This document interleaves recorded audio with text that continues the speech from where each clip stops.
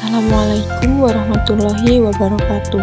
Perkenalkan, nama saya Rizka Aprilia Herwati dengan NIM 2305103002 dari Program Studi Teknik Industri. Pada kesempatan kali ini, saya akan mempresentasikan hasil analisis saya dengan judul Analisis Sistem Dinamis Overload Rumah Sakit untuk memenuhi tugas UTS mata kuliah simulasi sistem yang diampu oleh Ibu Halwa Anissa Khairi. Yang pertama, saya akan menjelaskan latar belakang dari permasalahan ini, yaitu rumah sakit sebagai fasilitas kesehatan rujukan seringkali mengalami kondisi yang disebut dengan overload. Overload sendiri terjadi ketika jumlah pasien melebihi kapasitas layanan yang tersedia, mulai dari tempat tidur, tenaga medis, hingga fasilitas pendukung lainnya. Kondisi ini sangat sering terjadi pada musim penghujan, di mana lonjakan kasus penyakit seperti demam berdarah menjadi pemicu utama. Akibatnya yaitu dampak negatif yang muncul antara lain kualitas pelayanan menurun, waktu tunggu pasien meningkat, dan resiko kematian pada pasien bertambah. Yang perlu dipahami adalah dalam sistem dinamis, overload tidak terjadi secara tiba-tiba, melainkan ini merupakan hasil akumulasi dari interaksi umpan balik antar berbagai fasilitas yang berlangsung terus-menerus dari waktu ke waktu. Kemudian, apa sih sistem dinamis itu? Sistem dinamis adalah sistem yang berubah dari waktu ke waktu akibat dari interaksi dan umpan balik antar komponennya. Overload rumah sakit termasuk ke dalam kategori sistem dinamis karena melibatkan tiga elemen utama yang saling berinteraksi secara terus-menerus, yaitu yang pertama, pasien, yang kedua, tenaga medis, dan yang ketiga adalah fasilitas rumah sakit. Ketiga elemen ini tidak berdiri sendiri, melainkan saling mempengaruhi satu sama lain dan menciptakan kondisi yang terus berkembang seiring dengan berjalannya waktu. Dalam sistem ini terdapat 7 variabel utama yang digunakan untuk memodelkan sistem overload rumah sakit, yaitu yang pertama, jumlah pasien. Jadi, berapa sih banyak pasien yang datang ke rumah sakit? Yang kedua, jumlah tenaga medis, yaitu ketersediaan dokter, perawat, dan staf medis lainnya. Yang ketiga yaitu kapasitas rumah sakit, berupa jumlah tempat tidur dan fasilitas yang tersedia. Yang keempat, waktu tunggu pasien, berupa lamanya pasien menunggu mendapatkan penanganan. Yang kelima, kualitas pelayanan, jadi tingkat kepuasan dan efektivitas layanan medis. Yang keenam, tingkat kelelahan tenaga medis, berupa kondisi fisik dan mental para tenaga medis. Ketujuh yaitu jumlah pasien keluar, jadi pasien yang sembuh atau yang dirujuk keluar dari sistem. Ketujuh variabel ini saling berkaitan dan membentuk pola dinamis dalam sistem. Untuk memvisualisasikan hubungan antar variabel, kita menggunakan causal loop diagram atau CDL. Dalam diagram ini terdapat dua jenis loop, yaitu loop balancing dan loop reinforcing. Loop balancing ini bersifat menyeimbangkan, yang artinya sistem berusaha mengoreksi dirinya sendiri ketika pasien terlalu banyak. Kebijakan seperti pembatasan kunjungan atau sistem rujukan akan diaktifkan untuk mengurangi beban. Sedangkan dalam loop reinforcing, yaitu bersifat memperparah, ialah membentuk siklus yang terus berulang dan semakin memburuk jika tidak ada intervensi dari luar. Untuk keterkaitan dalam hubungannya dapat dilihat pada gambar berikut.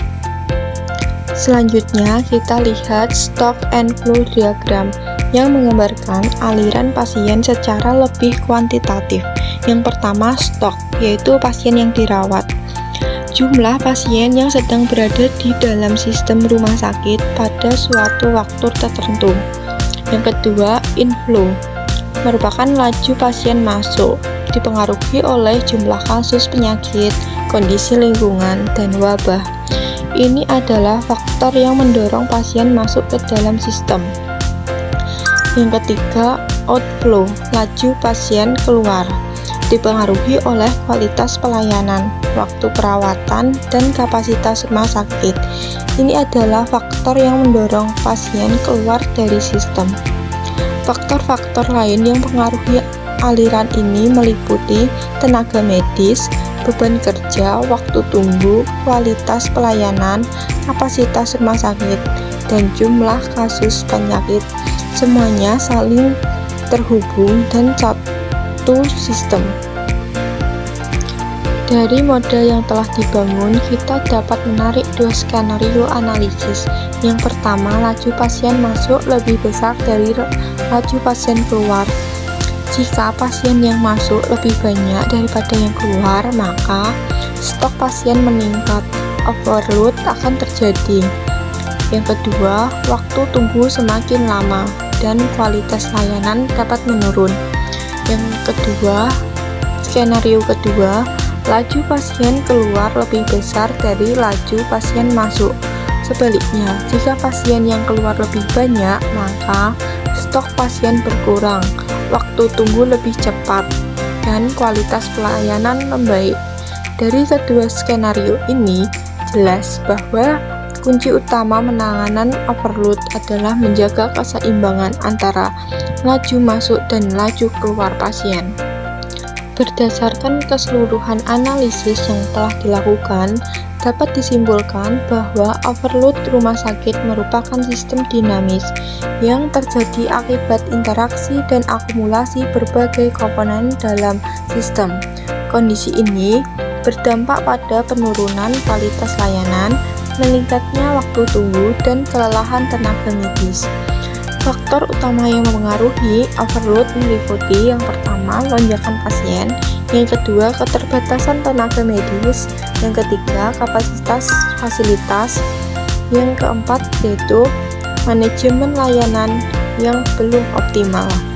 Oleh karena itu, diperlukan peningkatan kapasitas, manajemen yang efektif, serta kebijakan untuk menjaga keseimbangan sistem dan kualitas layanan kesehatan. Sebagai penutup, berikut beberapa rekomendasi kebijakan yang dapat diterapkan. Yang pertama, penambahan tenaga medis sementara, terutama pada saat terjadi lonjakan kasus, seperti contohnya yaitu demam berdarah. Yang kedua, sistem rujukan ke rumah sakit lain untuk mendistribusikan beban pasien secara merata.